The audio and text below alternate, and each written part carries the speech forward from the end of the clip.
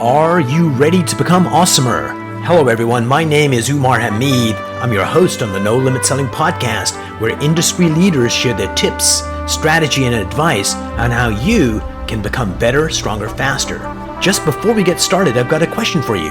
Do you have a negative voice inside your head? We all do, right? I'm going to help you remove that voice in under 30 days guaranteed. Not only remove it, but transform it. So instead of the voice that sabotages you, there's one that propels you to much higher levels of performance and success. There's a link in the show notes. Click on it to find out more. All right, let's get started.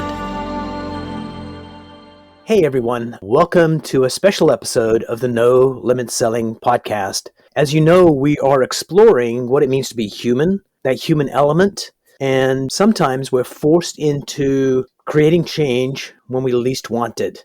And today I have my friend joining me, Kelly Stith. Kelly, welcome to the program. Hey Umar, how are you doing? Pretty good. So tell me about two and a half weeks ago, you are going across country from the east coast of the U.S., going toward the west coast to, what were you going there to do?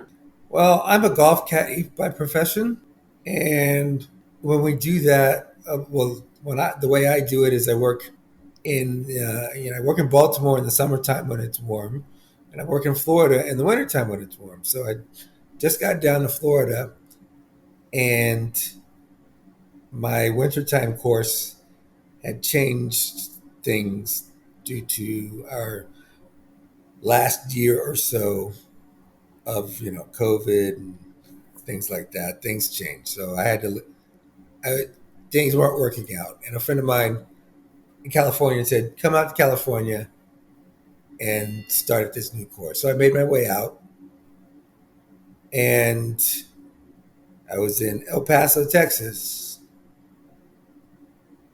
and my heart gave out on me. What was that like? Did you feel funny? Did you pass out? It was, my heart hurt. There was a big pain. Right. It felt like my heart. I mean, I don't know. It was where, they always told us it is. I felt a big pain, and it dropped. It just seemed to disappear from that spot. And then I had trouble, my breaths were very short, and I felt like I couldn't get a breath in. Right. So you realized something was going on. You went to the hospital? Yeah, I called 911.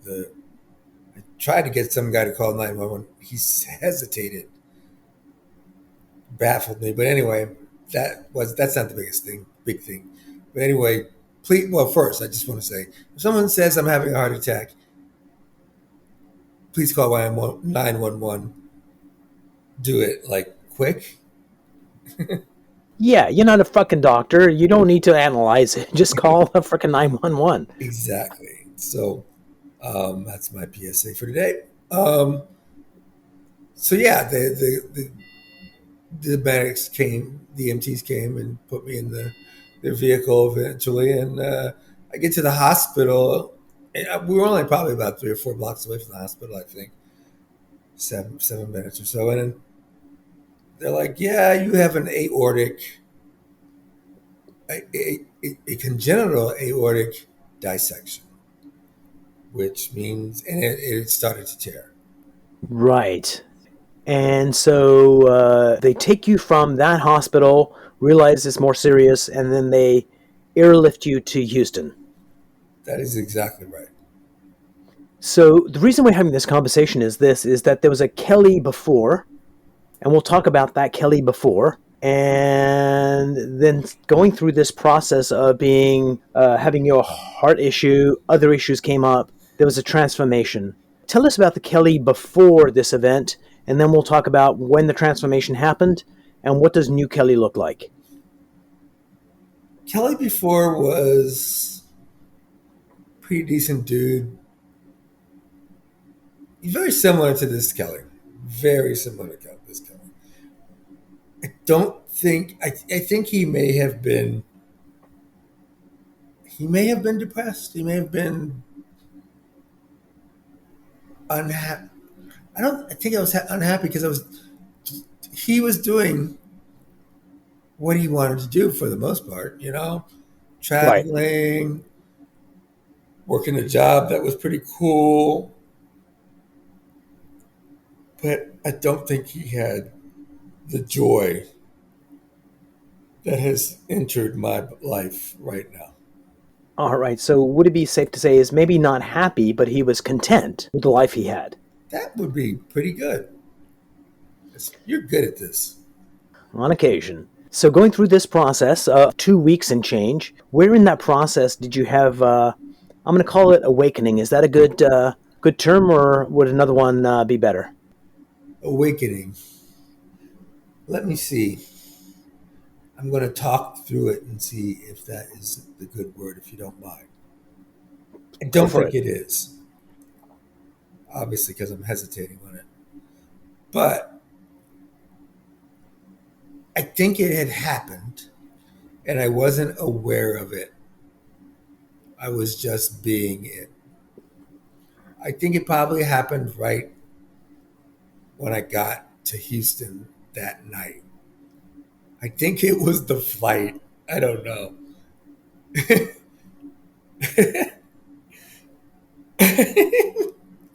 This is so weird. Like I'm laughing like a kid.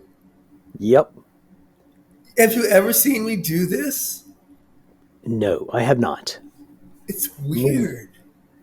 yeah, we've known each other for like 15, 16 years. Yeah. I I, think it was the flight. I was like,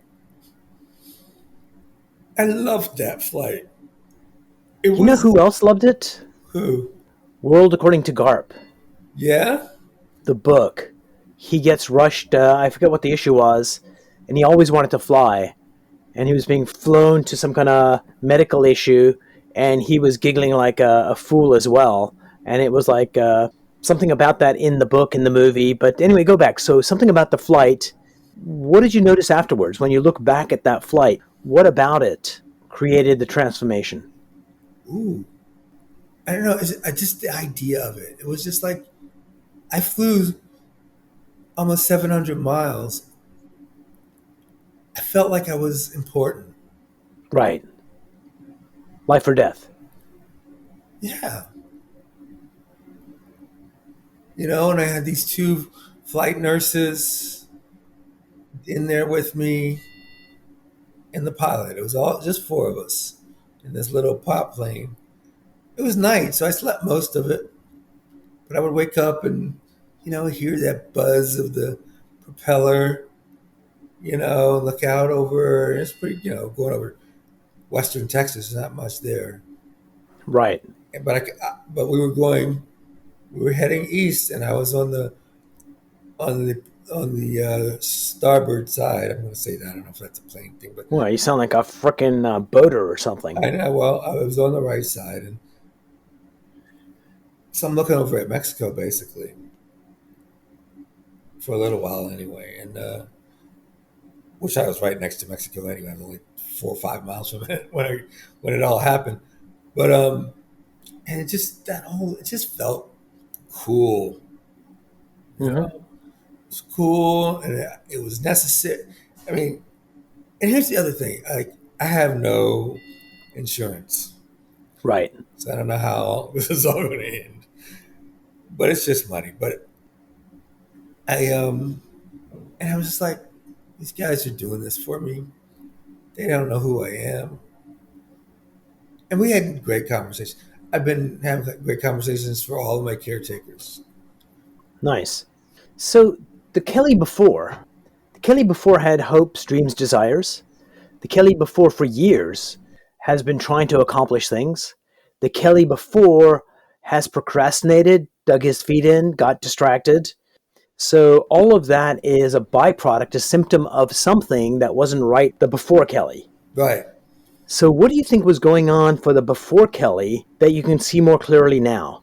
Uh, Because he had the capacity to do all the things he wanted to do, but yes. it just wasn't happening. So something was getting in And the way. I thought I was that person. I thought I was who I feel like I am now. But I didn't know. I didn't know what that, and here's the word, I didn't know what that feeling was. Right? Right.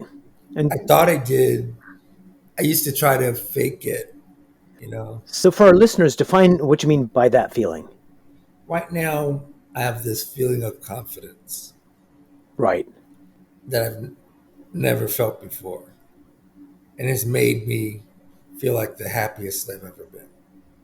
Nice. And so, just to, I'm going to give you my interpretation of what you just said. There is confidence that comes bravado, almost like a suit of armor. There's ego involved. Then there's a confidence of just being who you're meant to be. And it sounds like the latter is where you're at. It's just this confidence without the ego. That is perfect. That's where it is. My ego, I'm sure it's still there, but it doesn't give a shit anymore. Or some part of me just doesn't give a shit anymore about how I look, what people think of me.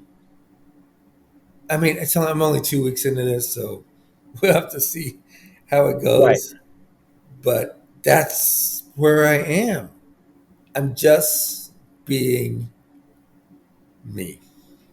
At the end of the day, for all of us, sometimes in workshops, I'll say, how many human beings in this workshop?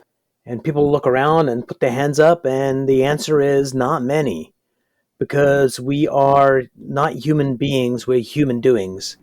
I gotta get a promotion. I gotta get a new car. I gotta make sure my profile's okay. I gotta make sure this. I gotta make sure my kids are okay. There's all this doing, and then sometimes we accidentally, and some people on purpose, stumble into just being, and that's where your best self lies. So you've ended up in this spot where you're just being. There's confidence there. There's happiness there. There's joy there. So what do you do with that?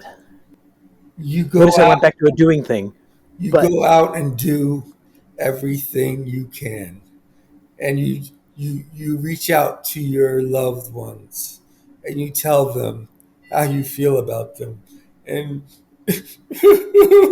God,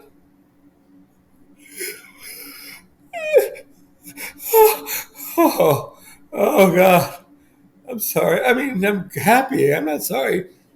That was just a way of I don't know, like extra joy. Oh God, yeah, you go out and just let it go. That's what I've been doing. I'm stuck in the hospital right now, and I've been calling people I haven't talked to who always say they love me and call me if you need me. And I've been trying to do my own thing and be my own person. I can do it on my own. I don't need you. Blah blah blah blah blah blah blah.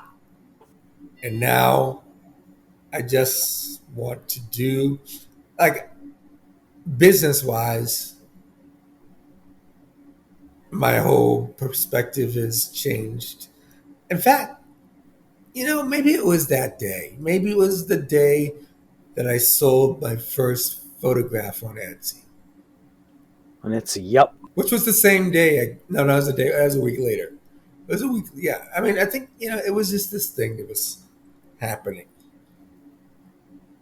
because I shoot, I take photographs, as you know, but I let the audience know as well. I started off doing it with a cell phone, and now and I've have a few photographs now with a DSLR, but a lot of my photos are just cell phone photos, and people have always said you should sell your photos. I'm like, yeah, I know, I like them. I'd like to do that. And it was that I was that guy. I was that guy who was like, yeah, well, I'll do it. I'll get it done. My ex-wife, who I have a pretty decent relationship, even better than now after this, was she would tell me, oh, that's a great one for a calendar. And I'm like, yeah, it will. But it seemed like too much work, and I had other things in my mind. But then last week, it hit, and I hit my first thing, and my business mind just kicked into gear, and I went out and did this. I did this Facebook post, which was related to this class I'm taking on selling your photos. And the photos have been up since like September or so, and no sales. And the key to the class is to have stories for all your photos and when they're presented in a gallery or online. And so after that first sale, my mentor said, you should just tell your story and just tell your friends. And so I did. I told the story, and we have to. It's good to tell it in the format of the hero's story, which is a whole other thing. And I did as best as I could. My daughter helped me write it. She had come to visit me from Baltimore and Houston, and it was short and sweet. And within 5 or 6 days, I'd sold 24 pieces total. Bravo. Thank you. So, Kelly, as you, in the next couple of days, you're going to be checked out of hospital. Yeah, hopefully. We'll see.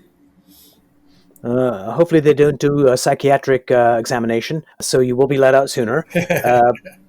So where do you go? Do you go continue on to California, or do you go somewhere else? Keep it on going. Plan on going to California. I get my caddy job is waiting for me. Mm-hmm. When I get there, if I can do it. If not, there's other things I can do.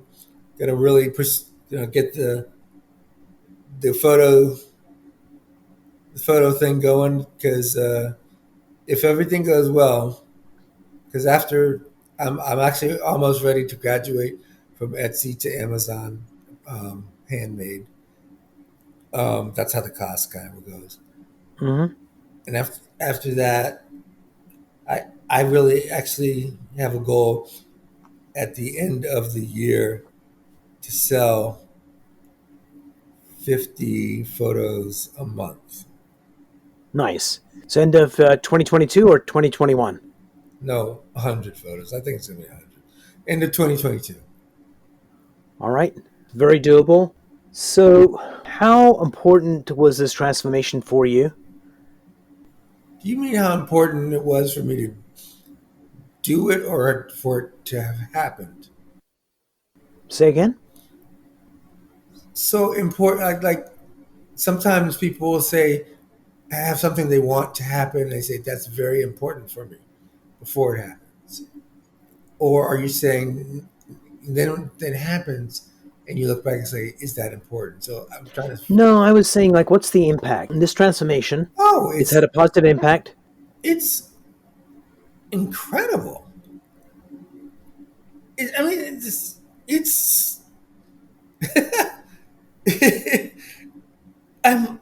it just makes me laugh. It makes me cry, and it makes me love everyone or want to know more about everyone I see. And I think that's just, and that's the phone. It's just a huge change, and it's beautiful. Nice. And just kind of put this in a frame. You and I were in Portugal together a few months ago, and you were taking pictures of cityscapes. When I'd see somebody that was interesting, I'd go over, chat with them, take a picture. And one of the things you said was, I can't do that. And when we spoke a few days ago, you said, I'm ready to do that. I'm already talking. I'm telling stories. I'm connecting with people in a more powerful way, and not in the sense of daring yourself to do it. It's just flowing naturally. Yes, that's exactly right. That's it. When I told you that was like this big revelation. That's when I knew things were really different. And then to tell you, I realized the comparison made it easy to say, yeah, I'm so thirsty. I'm sorry. Kelly, we're going to chat again soon. Get better, my friend, and thanks for sharing your experience of transformation. Thank you, Umar. So good to talk with you. And can't wait to talk to you again, which will probably be tomorrow. Bye.